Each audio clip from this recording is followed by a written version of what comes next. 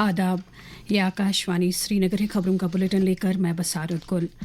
वज़ीर आज़म नरेंद्र मोदी आज नई दिल्ली में म्यांमार के सदर यू मिन ऑंग हाइन से मुलाकात करेंगे। बातचीत के दौरान दोनों ममालिक के दरमियान तारीखी और तहजीबी ताल्लुकात को मज़ीद मुस्तहकम करने पर गौर किया जाएगा। म्यांमार और भारत के दरमियान ताल्लुकात के तमाम पहलुओं बशमूल सिक्योरिटी और आबकारी बातचीत में ज़ेर बहस आएंगे। वाज़ेह है कि म्यांमार के सदर हफ्ते के रोज़ बिहार के गया पहुंचे थे। वो भारत के 5 रोज़ा दौरे पर हैं। जम्मू कश्मीर को मनशियात की लानत से छुटकारा दिलाने के लिए 100 दिनों पर मुश्तमिल नशा मुक्त अभियान के तहत सरगर्मियां शुद्धमत से जारी हैं और मनशियात के ढांचे को ख़त्म करने नीज़ इस लत में फंसे नौजवानों की बाज़ाबादकारी के लिए हर मुमकिन इक़दाम किए जा रहे हैं। LG मनोज सिन्हा का पैगाम। ड्रग स्मगलिंग से जुड़े तस्कर का पासपोर्ट, उसका ड्राइविंग लाइसेंस, का आधार नंबर, उसके आर्म्स लाइसेंस सब कुछ निरस्त कर दिया जाएगा और अगर फरार होगा तो लुकआउट सर्कुलर जारी किया जाएगा। NDPS एक्ट के तहत उसकी चल संपत्ति भी अटैच की जाएगी, बैंक अकाउंट फ्रीज किया जाएगा और उसके खिलाफ फाइनेंशियल इन्वेस्टिगेशन भी प्रारंभ किया जाएगा।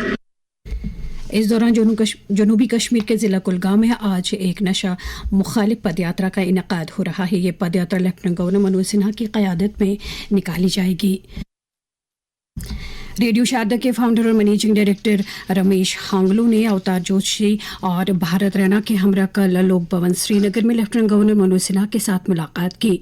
उनके अलावा चौधरी इम्तियाज़ अहमद कटारिया की क़यादत में Gujjar Bakarwal employees association Jammu Kashmir UT का एक वफ्द, सोशल ऑर्गेनाइजेशन ग्रेटर शहर खास के चेयरमैन मोहम्मद फ़हीम रीशी और we the Helping Hand Foundation के एक वफ्द ने चेयरमैन उमर वानी की क़यादत में LG मनोज सिन्हा के साथ मुलाकात की।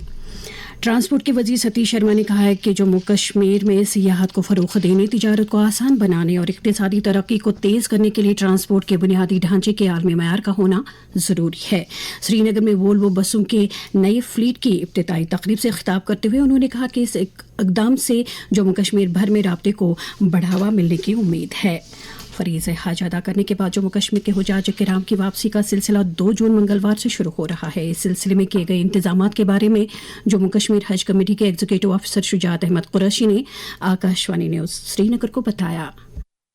वापस आने का सिलसिला इंशाल्लाह 2 जून से शुरू होगा। पहले कुछ दिन एक फ्लाइट रहेगी, 6 दिन, उसके बाद 2 फ्लाइटें या 3 फ्लाइटें होंगी और ये सिलसिला 17 जून तक इंशाल्लाह जारी रहेगा। जो हमारे हुज्जाज किराम 18 अप्रैल को गए थे 3 फ्लाइटों के जरिए, उनमें से एक फ्लाइट पहली जो है 2 तारीख को आएगी, दूसरी 3 तारीख को आएगी, एक फ्लाइट 4 तारीख को आएगी। तकरीबन 145 के करीब हुज्जाज किराम हर फ्लाइट में होंगे। तो हुज्जाज किराम को जो उनके रिलेटिव्स होंगे वो एयरपोर्ट पे ही रिसीव करेंगे। एयरपोर्ट के दाखिले के लिए उन्हें ऑनलाइन हज कमेटी की वेबसाइट से पास डाउनलोड करना है गाड़ी के लिए और उस पास से वो एयरपोर्ट में दाखिल हो सकेंगे।